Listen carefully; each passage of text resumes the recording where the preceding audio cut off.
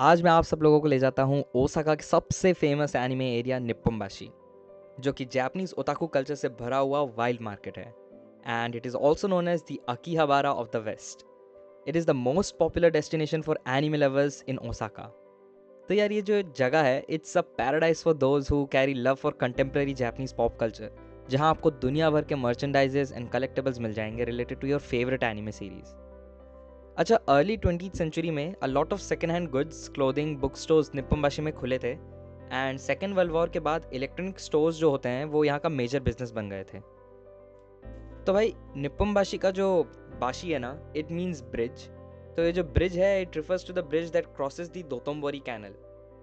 Also during the Edo period इस जगह को नागामाची नाम से जाना जाता था एंड 1872 में ओसाका म्यूनिसिपल गवर्नमेंट ने इस डिस्ट्रिक्ट को रीनेम करके निप्पोम्बाशी कर दिया था।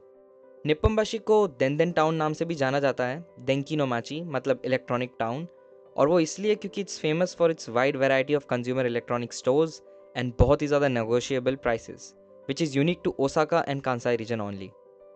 यहाँ पर majorly Sofmap, Joshin and Dospara जैसे बड़े रिटेलर्स हैं जहाँ पूरा वाइल्ड इलेक्ट्रॉनिक मार्केट है। यहाँ पर रिमोट की बैटरी से लेके हाई स्पेक्स पीसी सब मिल जाता है। So besides anime and electronic attractions, this place offers its unique street food and maid cafes and cosplay cafes attractions. तो भाई बेसिकली निप्पोम्बाशी एक वाइल्ड शॉपिंग डिस्ट्रिक्ट है फॉर फैंस लाइक मी, जो कि anime, manga, PC games, retro games, figurines, cosplay, costumes, merchandises, DVDs, electronic goods, इन सब चीज़ों में इंटरेस्टेड है। तो ये जो वीडियो है ये एक्सप्लोरिंग निप्पोम्बाशी का पार्ट 1 होगी, because yeah, Nippambashi is a very big place to explore and there's so many more attractions and a lot of things to do here, जैसे कि gachas, game stations, maid cafes, second hand stores etcetera etcetera. तो मैं आगे भी निप्पोम्बाशी को explore करके ज़रूर दिखाना चाहूँगा। अच्छा, वैसे आज मैं कुछ इलेक्ट्रॉनिक आइटम्स एंड बहुत सारे एनिमे फिगर्स लेने आया हूँ। तो सबसे पहले हम जा रहे हैं दोस्परा एंड वहाँ जाकर कुछ आइटम्स के रिटेल प्राइसेस चेक करके बाकी स्टोर से कंपेयर करेंगे। तो बिना किसी को चोट या हानि पहुँचाए अपनी कुर्सी की पेटी बांध लीजिए और इस वीडियो को एंजॉय कीजिए। どっちもいくら？どの1冊3100でもそれ小さい何あ、パーか知ってるない知ってる。これ何パーかっていうとまあそれの方がいいじゃん。ये भी बढ़िया है यार। कितने का है ये? सही है, बढ़िया है। देखो यहाँ पर इतने सारे कीबोर्ड, माउस और ये सब रखे हुए हैं। तो इनमें से कोई एक देखते हैं, अगर अपने बजट के अंदर कोई आ जाए तो ले लेंगे। बहुत सारे हैं यहाँ पर टाइपराइटर जैसे कीबोर्ड। 5.5। Not bad. तो भाई इधर उधर दुनिया भर के महंगे कीबोर्ड को हाथ वाथ लगाने के बाद हमने डिसाइड किया कि हम लेंगे सबसे सस्ता टिकाऊ कीबोर्ड, और ये बहुत सारे माउस पैड लगे हुए थे यहाँ पर। एंड फिर मैंने माउस पैड लिया एक फॉर्मल ब्लैक कलर का एंड कीबोर्ड और माउस एलोकॉम का लिया है मैंने। यहाँ पर एलोकॉम के अच्छे होते हैं कीबोर्ड। मैंने ज़्यादा फैंसी कीबोर्ड इसलिए नहीं लिए क्योंकि यार मैं कोई गेमर वेमर हूँ नहीं, और ये ऐसे छोटे वाले जो कीपैड होते हैं वो मेरे को अच्छे लगते हैं इसलिए। तो भाई पहली शॉपिंग हो गई है। हालांकि मेरे को 2-3 जगह घूमना पड़ा फाइनलाइज़ करने के लिए, बट फाइनली मैंने एक keyboard, mouse pad, speaker, extension और एक माइक ले लिया है। तो ये सब टोटल कुछ 15,000 येन का पड़ा मुझे, एंड 15,000 येन यानी कुछ 8-9 हज़ार रुपये शायद। तो अगला फिर हम गए सॉफ्ट मैप। ये सॉफ्ट मैप का पूरा फ्लोर गाइड है। फर्स्ट फ्लोर में Windows, Mac, Android. Second floor में गेमिंग पीसी, लैपटॉप रिलेटेड चीज़ें। थर्ड फ्लोर में पीसी एक्सेसरीज़ हैं। फोर्थ फ्लोर में पीसी, एप्पल, विंडोज़, आईपैड वगैरह शगैरह। फिफ्थ फ्लोर में plastic model kits and figures. Six floor अपने काम की चीज़ें, anime CD, anime character goods, comics and mangas. And ये 7th फ्लोर क्या है? ओह, 7th फ्लोर में तो ये है थर्ड फ्लोर, जहाँ बहुत सारे वेन्यू लगे हुए थे अलग अलग कंपनीज़ के। And the one that took away my attention were ROG, republic of games and Alienware and Gigabyte. तीनों के ही प्रोडक्ट्स बहुत ही ज़्यादा तगड़े होते हैं। And there were lot of products here like gaming headphones, laptops, Nintendo switches, graphic cards, processors, wide screen monitors, gaming chairs, streaming kit वगैरह वगैरह वगैरह। अच्छा, स्पेसिफिकली ये एलियनवेयर का तुम CPU देखो यार, क्या गज़ब लग रहा है इसका केस, मतलब अनबिलीवेबल एंड बहुत ही डिसेंट सेटअप है ये। अच्छा, ये जो चीज़ है ये आर्केड में लगे रहते थे एंड जापान में ये चीज़ बहुत फेमस है। हालांकि ये टेकन और स्ट्रीट फाइटर जैसे गेम्स जो हैं ये हम लोग कंट्रोलर के साथ खेलते हैं, बट इसका अलग अपना मज़ा है। मतलब आपको रेट्रो वाइब भी आ जाएगी and it replicates the original arcade vibes. तो गाइज़ ये है मेरा रूम एंड ये है मेरा स्ट्रीमिंग सेटअप, एंड ये मैंने अभी रिसेंटली ही बनवाया है एंड मजाक कर रहा हूँ। अभी मेरे पास इतने पैसे नहीं है कि मैं ये सब अफोर्ड कर सकूं, बट हाँ, धीरे धीरे सेविंग कर रहा हूँ। अगर कभी पॉसिबल हो पाया तो कैसे तैसे, समझ रहे हो ना आप। और ये हवाई हेडफोन सही है भाई, बिल्ली वाला।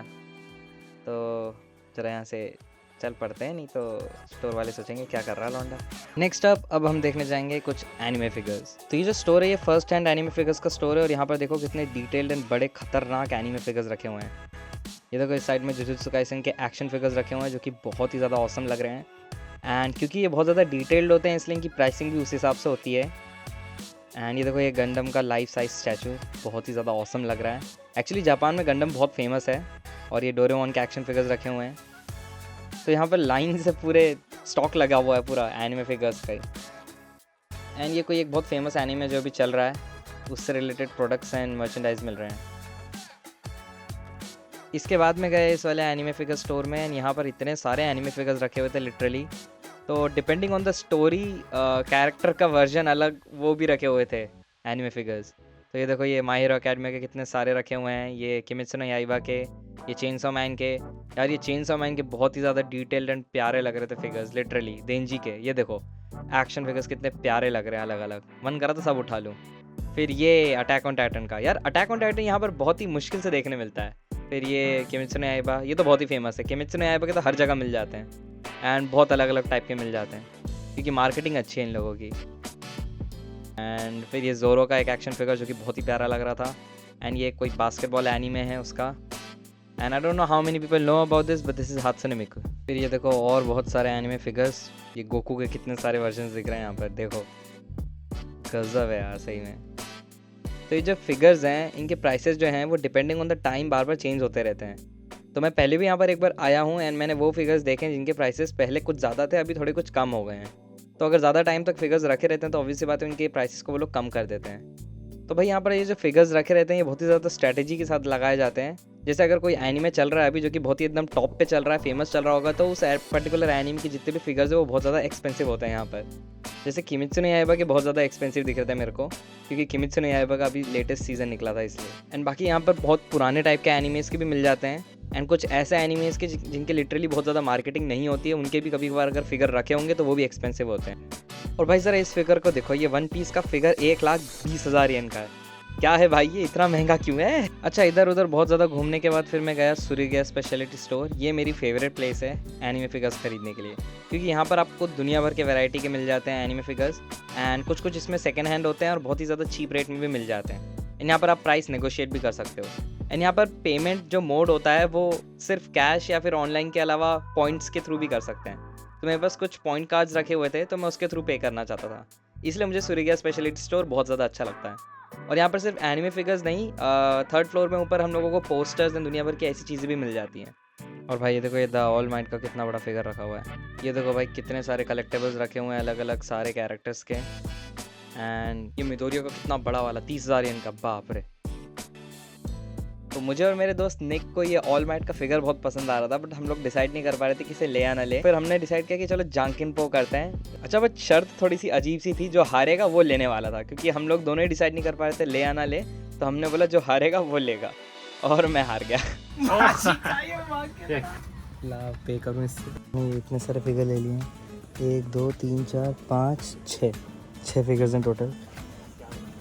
तो मैंने एक तो तांजीरो का लिया है, एक मिडोरिया का लिया है, एक चेनसॉ मैन का लिया है, एक तोदोरोकी है, एक और एक तांजीरो है, और एक ये है ये बंदी। भाई बहुत सारे खरीद लिए मैंने, 6-7 फिगर्स। तो अगली जगह जहाँ हम जा रहे हैं वो है एनीमे कॉस्प्ले एंड कॉस्ट्यूम्स की जगह। तो ये निक का आइडिया था, उसको हैलोवीन के लिए कुछ कॉस्ट्यूम्स देखने थे, तो हमने बोला चलते हैं देखे आते हैं। एंड ये जगह में बहुत मज़ा आया था यार, क्योंकि यहाँ पर लिटरली बहुत सारे एनीमे के सारे कॉस्प्ले आइटम्स थे एंड कॉस्प्ले कॉस्ट्यूम्स रखे हुए थे। जैसे ये देखो ये तांजीरो की उवागी रखी हुई है जैकेट टाइप, एंड अंदर पूरा उसका पैंट्स एंड पूरा एकदम डिटेल्ड प्रॉपर जो उसका सूट टाइप है वैसा रखा हुआ है। एंड उसके पीछे वो जेनित्सु का भी रखा हुआ है। यहाँ पर ये सारी विग्स रखी हुई हैं अलग अलग टाइप की एनीमेस की। एंड मैं ये पहली बार आया इसी जगह पे, मतलब मज़ा आ गया देखकर एकदम। हैलोवीन के लिए अलग अलग आइडियाज़ आने लगे थे। ये देखो ये टोक्यो रेवेंजर्स की वो रखी हुई है जैकेट, बट यार पता है ये बहुत महंगे थे। तो बहुत सारे कुछ ऐसे एनिमेज भी थे जो मैंने देखे नहीं है, उन सब के भी लगे हुए थे लाइन से। एंड मोस्टली तो गर्ल्स के लिए लगे हुए थे, पता नहीं क्यों बॉयज़ के लिए बहुत कम दिख रहे थे। और ये देखो ये गोकू का लगा हुआ है उधर साइड में, बट यार वो लड़कियों के लिए लगा हुआ है, हद है। बॉयज़ के लिए क्यों नहीं बना रखा है ऐसा। ये आनिया फॉर्जर का लगा हुआ है। और ये देखो ये नारुतो की जैकेट बहुत प्यारी लग रही थी। ये एरिन येगर का भाई खतरनाक पूरा suit type with belts and everything, लेकिन यार वो लड़कियों के लिए बना हुआ है।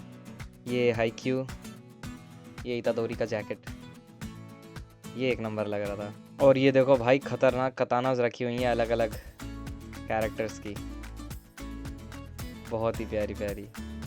ये रेंगोकू की एक रखी हुई है।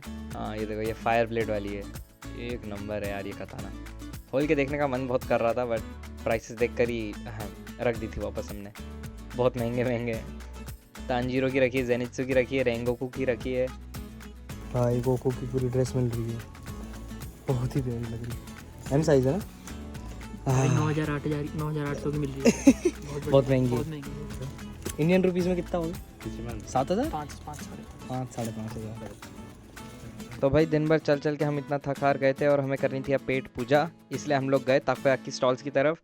तो भाई ओसाका में ताकोयाकी बहुत फेमस होती है, एंड निप्पोनबाशी की ताकोयाकी मैंने पहले भी खाई है, बहुत अच्छी लगती है। लेकिन इस बार हम लोग कुछ नया ट्राई करने वाले थे। तेरा दिखा इसमें, दिखा वीडियो में दिखाता हूँ कितना महंगा लिया। 30,000 रुपये के इसने कीबोर्ड माउस, 30,000 येन के ROG का कीबोर्ड माउस पैड कितने का था? 3,000।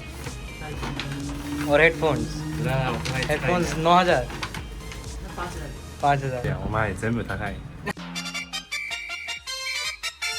तो भाई दिन भर इतना घूम फिर के अब हम खा रहे हैं मोटी सी ताकोयाकी, मोटी और बड़ी सी ताकोयाकी। सोचते आमे का फुरुसो प्रेग्नेंट ताकोयाकी ताकोयाकी का बाप, वो छोटी ताकोयाकी होती है, ताकोयाकी का बाप। तो अब मैं जा रहा हूँ घर, एंड वापसी में मैंने देखा ये कुछ मिनी कार राइडिंग, एंड ये मैंने ओसाका में पहले भी देखे हैं उमेदा साइड में। तो उमेदा और निप्पोनबाशी जैसी प्लेसेस में ये जो कार्स हैं तो फॉरेनर्स होते हैं, ये फॉरेनर्स इस कार को रेंट करते हैं एंड उमेदा एंड निप्पोनबाशी जैसी जगहों का चक्कर लगाते हैं। तो ये भी एक अट्रैक्शन है निप्पोनबाशी में, and I will definitely like to try this out someday.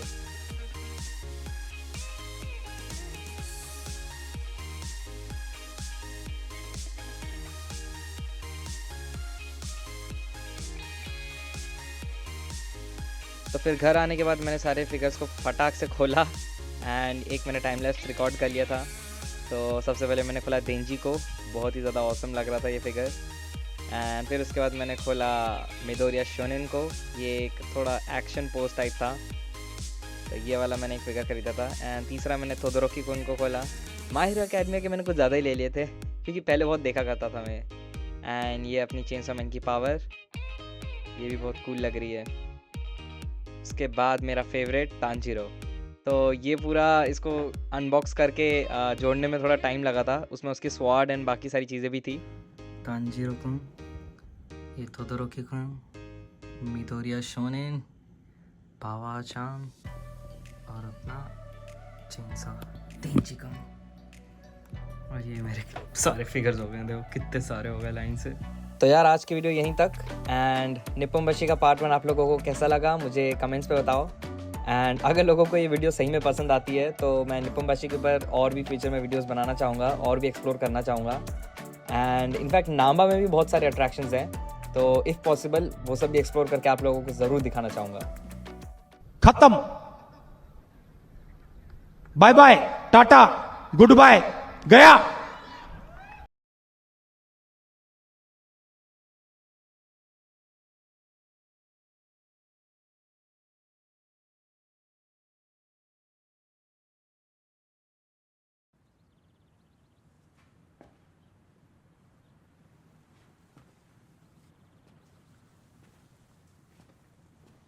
You're still here.